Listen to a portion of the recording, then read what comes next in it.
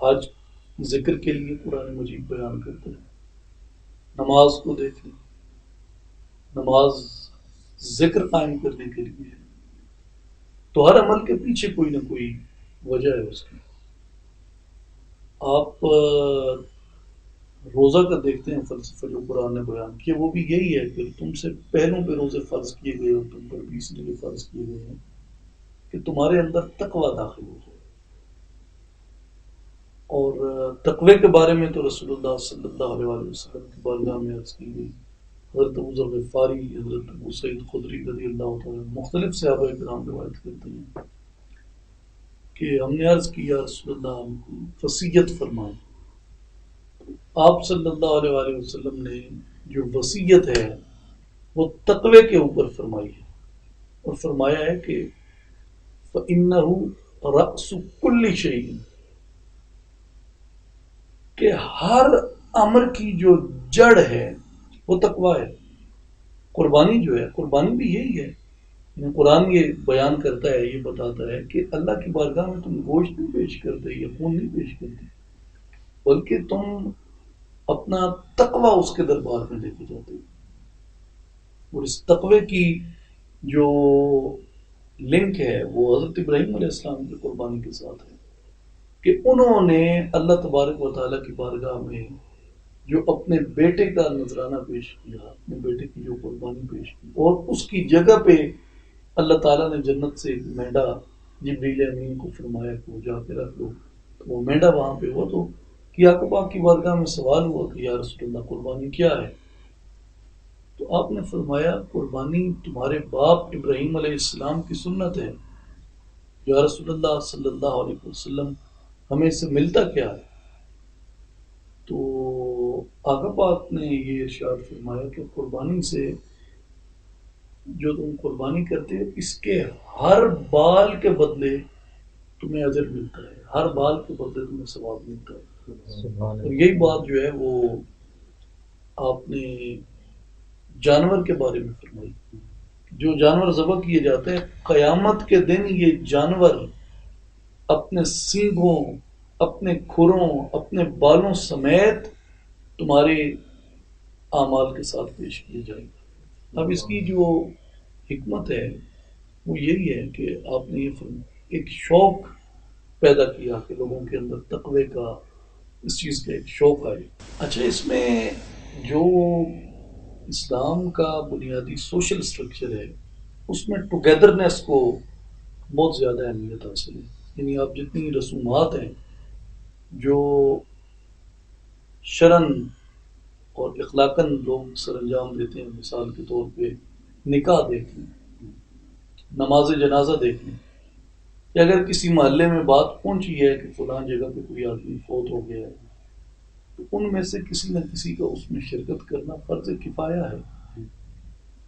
آپ قربانی کو دیکھ لیں، قربانی میں بھی یہی تصورات ہیں. یعنی قربانی کے 3 حصے کیے جاتے ہیں گوشت کے. ایک حصہ فقراء کے لیے، غریبوں کے لیے، ناداروں کے لیے، ضرورت مندوں کے لیے. دوسرا حصہ جو ہے وہ آپ کے عزیز و اقارب کے لیے. تیسرا حصہ آپ کے اپنے لیے. اب اس کے اندر 2 کانسیپٹ اکٹھے ہو گئے. جب آپ رشتہ داروں میں، عزیزوں میں، اقارب میں بیچتے ہیں، یہ ٹوگیدرنیس ہے.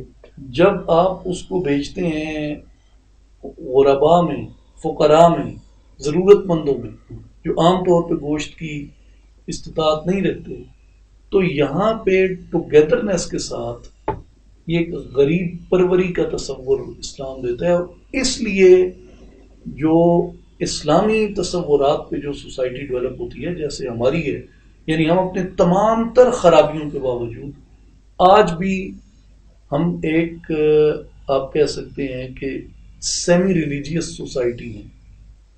اور ہماری جو اسٹرینتھ ہے وہ اس سیمی ریلیجیس سوسائٹی کے اندر ہے. یعنی جو ہمارا فیملی سٹرکچر کھڑا ہے وہ میں کہتا ہوں کہ اگر یہی اپنی کچھ نہ کچھ اقدار کے ساتھ بھی باقی رہے، جو ہمارا سیمی ریلیجیس سٹرکچر ہے کچھ نہ کچھ اقدار کے ساتھ اگر یہ باقی رہے، اس ملک میں غریب کبھی نہیں مرے گا بھوک کی وجہ سے. ہم افریقہ نہیں ہیں، ہم افریقہ نہیں ہیں. یہاں پہ جو یہ کانسیپٹ ہے، جیسے قربانی کے حوالے سے ہے، رمضان المبارک میں لوگ کرتے ہیں، ادروائز بھی جو کرتے ہیں، آپ کے ارد گرد کا غریب کبھی، یعنی وہ غربت میں رہ سکتا ہے، وہ غریبی میں مفلسی میں رہ سکتا ہے، وہ بھوکا نہیں رہ سکتا۔ اس کی وجہ یہ ہے کہ صدقہ کرنے کو، کھانا کھلانے کو، دوسرے تک گوشت قربانی کا پہنچانا، رمضان المبارک میں اور چیزیں ان تک افطار میں، سحر میں پہنچانا، یہ اس چیز کو واضح کرتا ہے کہ آپ کبھی آپس میں ٹوٹ نہیں سکتے، منتشر نہیں ہو سکتے، انتشار نہیں ہو سکتے۔ اور جو ٹوگیدرنیس ہے، فیملی ٹوگیدرنیس، یہ تو کمال ہے، کمال ٹوگیدرنیس کا کانسیپٹ ہے۔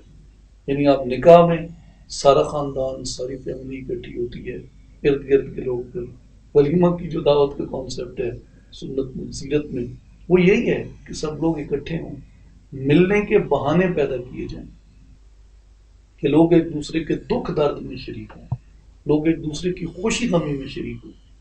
اسی طرح آپ فوتیدگی کے اوپر دیکھ لیں، جنازے میں ہے تو تم جاؤ، ایک دوسرے کا غم بانٹو۔ جب تم کہیں جاتے ہو، کسی کے دکھ کی گھڑی ہے، اس کے دکھ کی گھڑی میں جب تم شریک ہوتے ہو تو اس کے دل میں تمہارے لیے رحم پیدا ہوتے ہے، اس کے دل میں تمہاری طرف ایک کشش پیدا ہوتی ہے، ایک اٹریکشن پیدا ہوتی ہے۔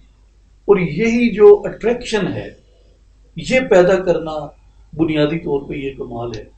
اور میرے خیال میں آج بھی ہمارا جو پولیٹیکل سٹرکچر ہے، پولیٹیکل سٹرکچر کا جو خاص طور پہ ہماری کانسٹیٹوئنسیز کے اندر پالیٹکس ہوتی ہے، وہ مور اور لیس اسی جو ایک فیملی ٹوگیدرنیس کا کانسیپٹ ہے، اسی سے ڈیرائیو ہے۔